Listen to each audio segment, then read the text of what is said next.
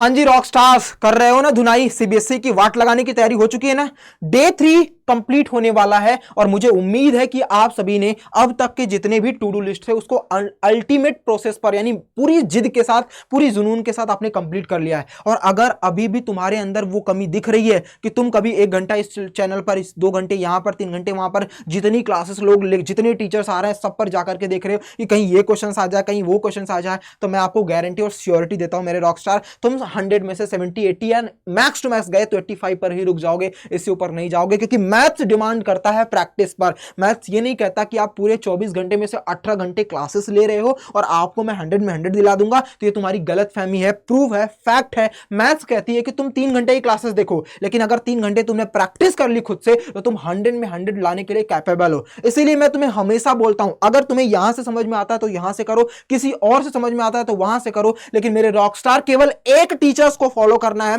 वो दिन में अगर 5 से 6 घंटे की क्लासेस ले रहा है तो इनफ है उतना वीडियो देखने का। उससे ज्यादा अगर ले रहा है तो बेटा वो एक दिन पहले चल जाएगा, लेकिन अभी से तुम्हें नहीं करना है। केवल 4 से 5 या 4 से 6 घंटे की क्लासेस लेनी है और उतना ही तुम्हें सेल्फ स्टडी करनी है। अगर तुम ये नहीं कर रहे हो तो मैं फिर से अवेयर करा देता हूं तुम्हें, तुम्हारा रिजल्ट खराब होगा, डेफिनेटली खराब इन द सेंस का मतलब कुछ कम मार्क्स आएंगे, ऐसा नहीं कि पूरा बेकार चला जाने वाला है। और हां, तुम्हें लीकर्स नहीं बनना है, तुम्हें क्रिएटर्स बनना है। कॉन्सेप्ट को ऐसा स्ट्रांग बनाना है कि अगले साल 11th में जाकर के हम 10th वालों को पढ़ा सके। इस तरीके से कैपेबल बनाने की जो टेक्निक्स होती है वो कॉन्सेप्ट की बिहाफ से ही होकर के जाती है। तो कॉन्सेप्ट के साथ में आज डे 4 यानी कल जब हम क्लासेस करने वाले हैं, कल जब हम करेंगे मॉर्निंग में, तो उसकी क्लासेस होगी चैप्टर 11 से चैप्टर 14। हमने जितना भी कंप्लीट किया था वो रिवाइज कर लिया होगा। आप सभी ने आज पूरा पीवाईक्यूज भी लगा लिया है, सैंपल पेपर भी लगा लिया है, चैप्टर 10 तक आपने ऑलमोस्ट रिवाइज भी कर लिया है। एवरीथिंग इज परफेक्ट वे में चल रही है।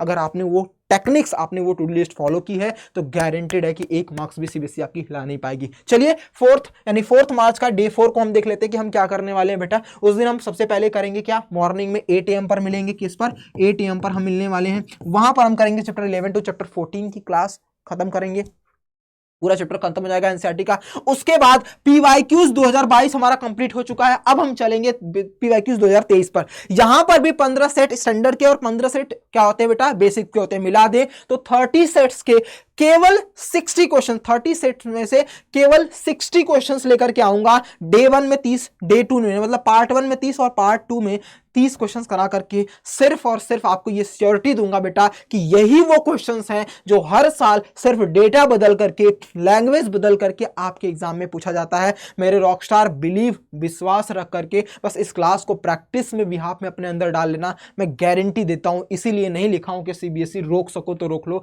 100 में 100 मैथ्स में हम मार्क्स लेकर के आएंगे, 1 मार्क्स छूटेगा नहीं। 3 घंटे का पेपर हम 2.5 घंटे में खत्म करेंगे। अगर आप पूरी शिद्दत के साथ टू डू लिस्ट फॉलो कर रहे हो तो कोई भी आपको हिला नहीं सकता, ठीक है मेरे रॉकस्टार। उसके बाद रिविजन करना है, ये क्लासेस और ये पूरे जितने भी क्वेश्चंस आपने किया उसका एक साथ रिवाइज कर लेना। एंड देन लास्ट में आपको क्या करना है, सीबीएसई सैंपल पेपर 2022, बस 3 साल के सैंपल पेपर लगाने हैं।